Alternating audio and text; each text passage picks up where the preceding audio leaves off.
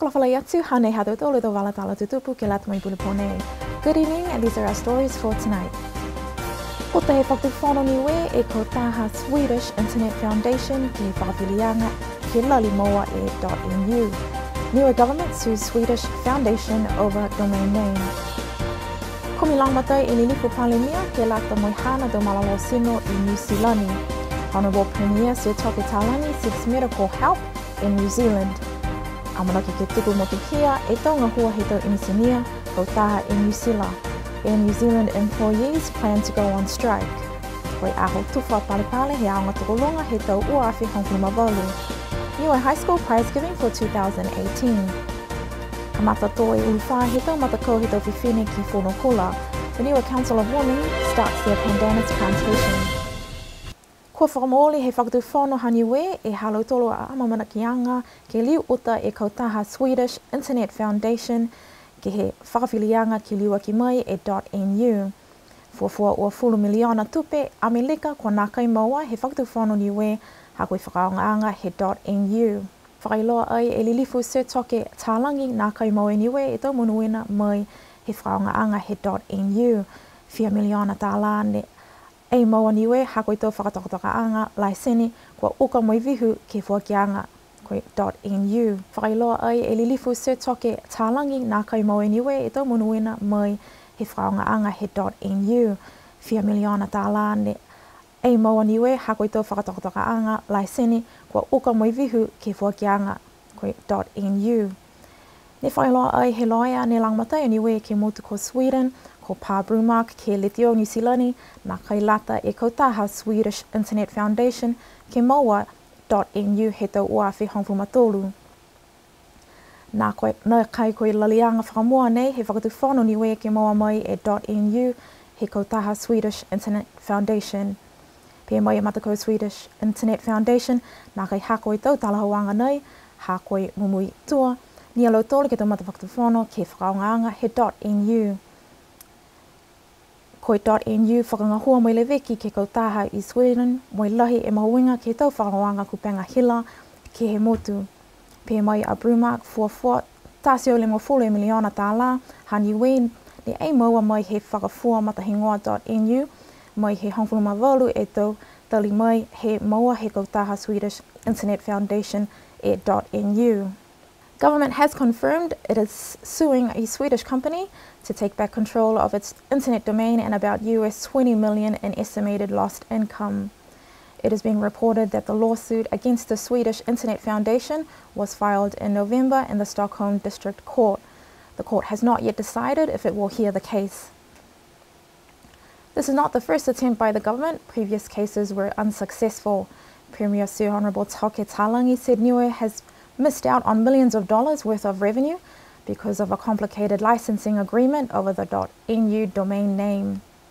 I'm happy that the work that we've done over the past 2 or 3 years has culminated in court case being prepared and filed in the courts in Sweden.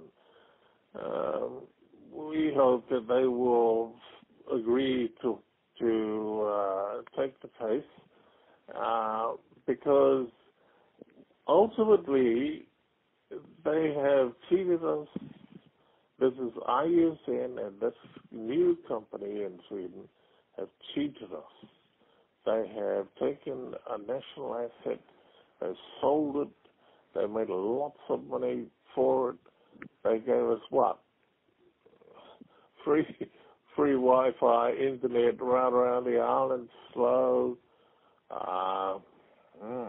Never mind. Anyway, so what we've done is that I've got a friend of mine, a lawyer, and his team in Sweden working on this.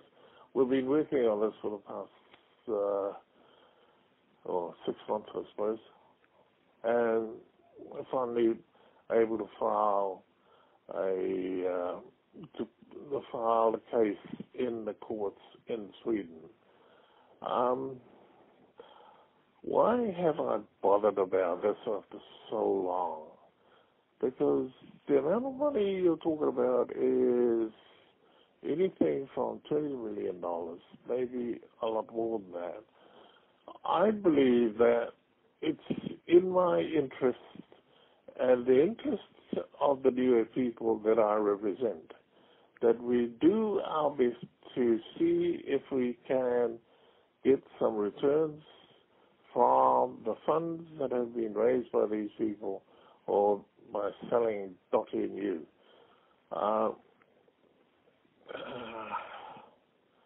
We've got a number of things that we've got to work on, including court case in Niue. So that's essentially what this is all about.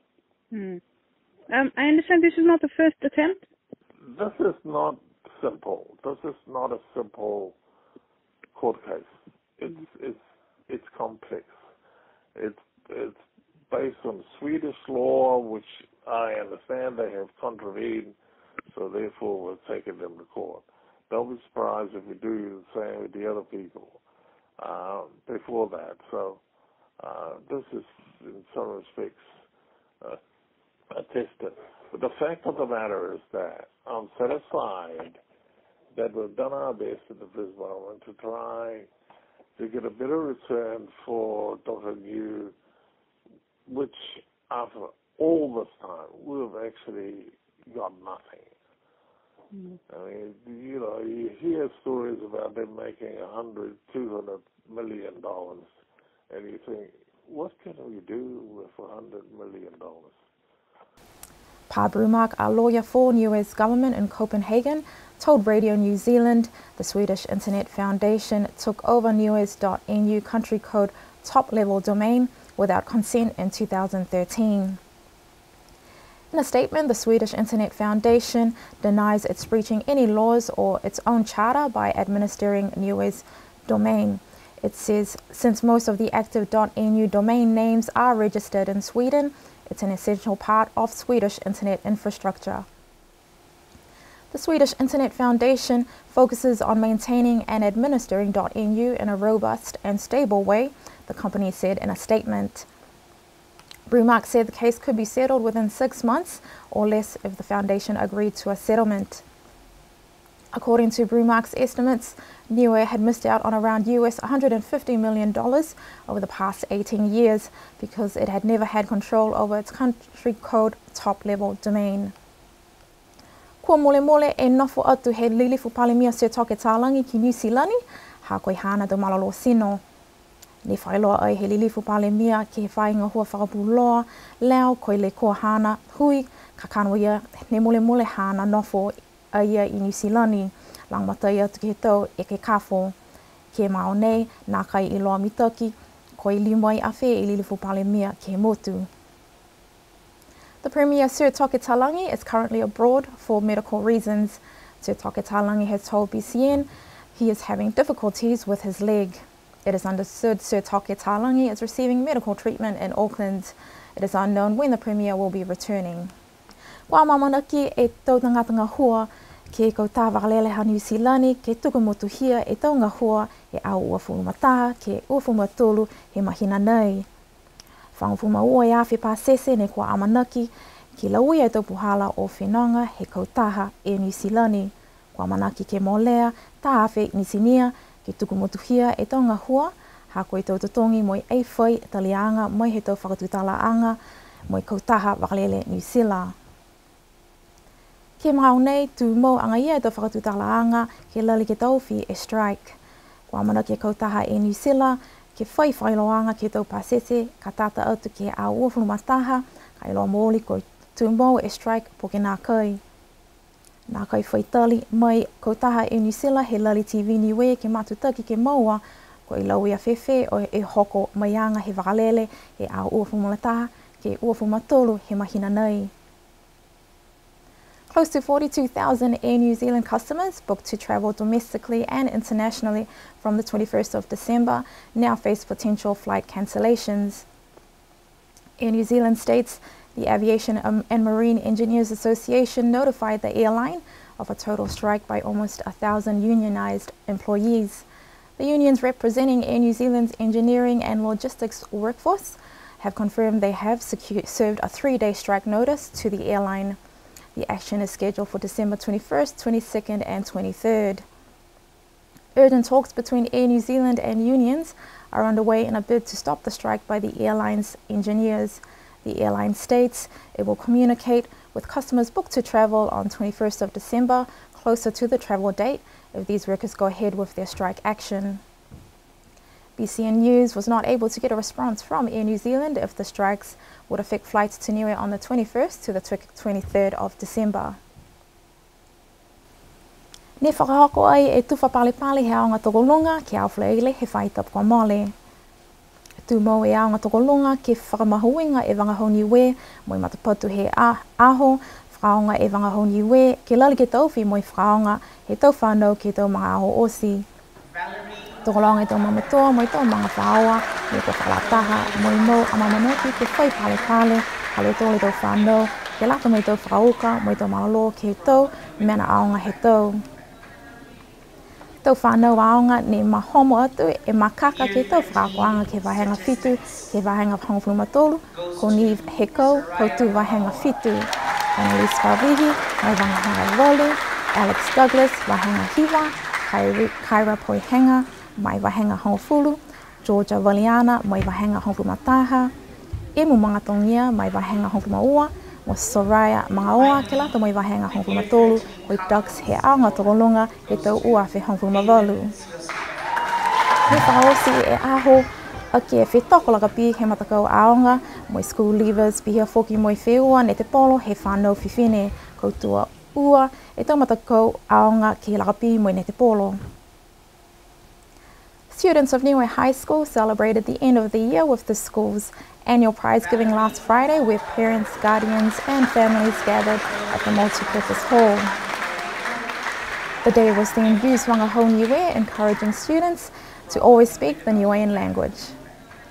Scholars for Niue High School, years 7 to 13, went to Nive Heko, year 7, Annalise Pavihi, year 8, Alex Douglas, year 9, Kyra Poihenga, year 10, Georgia Valiana, year 11, Emu Mangatongia, year 12, and year 13, and Ducks went to Miss Soraya Mangaoa.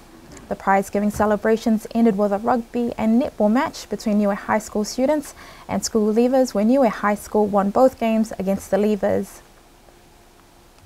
Kua whakamooli e mai misi he kalapu, he tawhiwhine he motu ke maua tā walafonua ke lata mai uluwha, he matakau, mai kua kamata tō ke he whahi tapu kua mole. Ne kua maua langa matai, mai he matakau ni awha, moi taki leo leo. Kua wewe e uluwha ke inga sie maanga moi whai, wala ke tō e tau wha, hai e tāonoanga ke maua tā tupe langa matai ke lata moi lewekianga, moi whakamea he whunua I whunukula. Ne pehe foki e taki, nā kai ke lea kai ke whia fua ki lang matai whalu e tau matakai nanga ki lewe ki anga he fua nei. Koe kumikumianga mahu winga lahi ki mga aho nei ne tala hau e taki, koe mauanga he vai, pia foki mo I toko loa mo langa matai aki he mui he uluwha. Kua kamata tō e uluwha he kalapu he tau mamatua whiwhine he motu ki whunukula he oki wātapu kua mole. The National Council of Women have been gifted a plot of land for their pandanus plantation in Whunukula with the help of NGO Niofa and the Chief of Police. The use of the pandanus tree is used regularly for creating handicrafts such as bags, mats and jewellery. According to the chairperson of the Niue Council of Women, Nungi Pomale, the plantation was made available with the help from Niofa under Food Security Representative Inga Mokole and Chief of Police Tony Edwards. The land is welcoming and open to any woman to plant pandanus tree. The council have started planting on the plot last week. Moving forward, the Women's Council wants to find funding for lawnmowers, brush cutters and other machinery to help with the upkeep of the pandanus plantation, where designated village areas will be the responsibility of each village for their own plots and finding a better water source. Mrs. Pomale says women are more than capable of maintaining the area, adding they welcome those that do want to help with the maintenance. And that's all we have for you tonight. Thank you for watching. Whakaosi mai he nei e hado tōla tō wala talu tutupu, ke lata ia mai o whiawhi nei, kia nonofo a mai monuina.